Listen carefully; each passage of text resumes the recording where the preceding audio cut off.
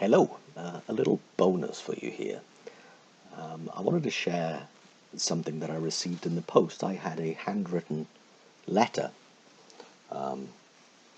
from someone just a couple of weeks ago, but I thought it's worthwhile sharing some of the things as well as being quite touched by the fact that someone had sent me a letter based on a conversation, and I'll read it out in a second. But also there are a couple of points that I think are really worth pointing out, because that's what points are really good for, pointing things out. So here goes. Dear Win, I finished listening to our last conversation for the third time yesterday. I got so much from it that I wanted to write and say thank you. I know it's old school to send a letter, but I just wanted to know how much I appreciate it. And I'm not even sure if it was a coaching conversation or just a chat amongst new friends. But either way, Win, thank you. I know you didn't ask, but I wanted to share what I got most from our conversation. So this is someone who wants to become a coach. And the bit that I wanted to highlight from that is the whole notion of, I don't know if it was a coaching conversation or a chat amongst new friends. I think that really matters. I remember one of my mentors saying to me, level the playing field. Make sure that in your mind and in their mind, there's two human beings looking together at life. Not, I am the coach, I have the answer, I am the expert, you need me, and coachee client down here. Not helpful. Not helpful. It creates noise. It does not create mental intimacy. It actually is a barrier towards mental intimacy. When we are completely open and they're completely open in the most human we can possibly be, then real. A lot more magic can happen here. So I think that really does worth making a point of. Not only did you brainstorm practical ideas for moving forward, like the list of clients that I could connect with, but I love the reminder that they aren't potential clients. They are human beings, people. People that experience life just as I do, even if their experience is unique to them. I love that. I feel like the minute that they feel like potential clients rather than people, I stop connecting with them at their deepest levels. I love the reminder that I'll find my words when I speak to people, and it will become clear. That's the second big point I wanted to highlight.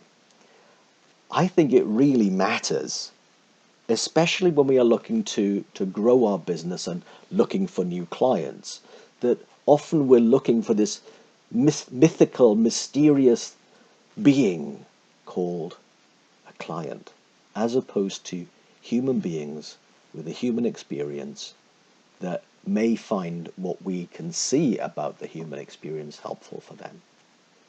And any time we slip into the creating clients, as opposed to seeing them as people, that's again not seeing things straight.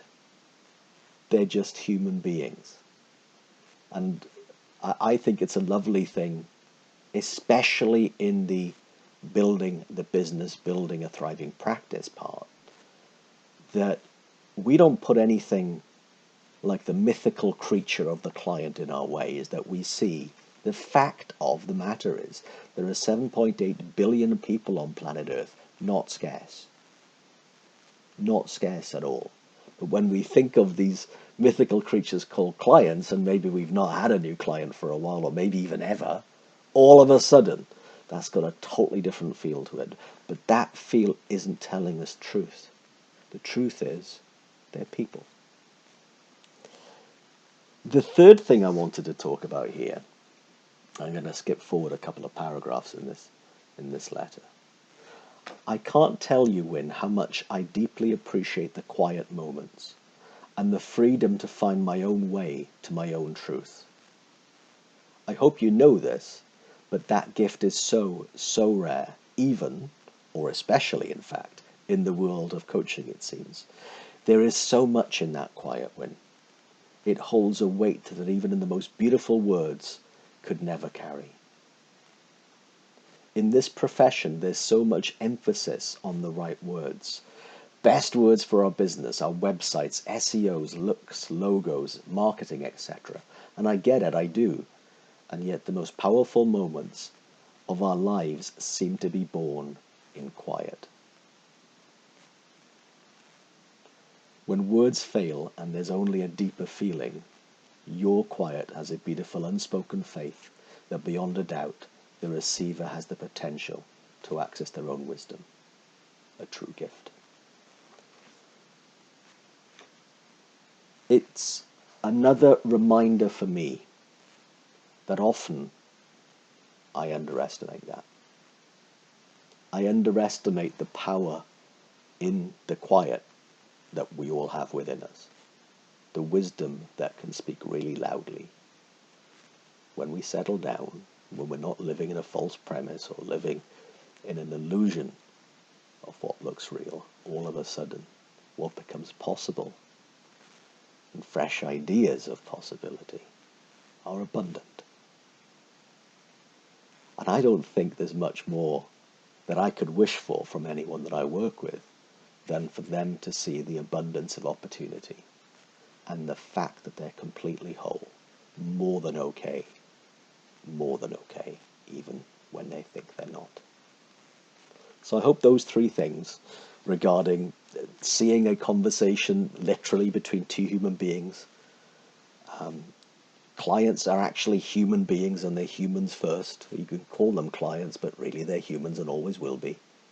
And the third point there about their wisdom speaks louder, and that insight will absolutely beat anything that we could possibly say.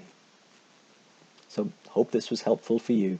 I certainly loved receiving it, loved reading it, and loved sharing it with you. See you all soon. Take care. Lots of love to you.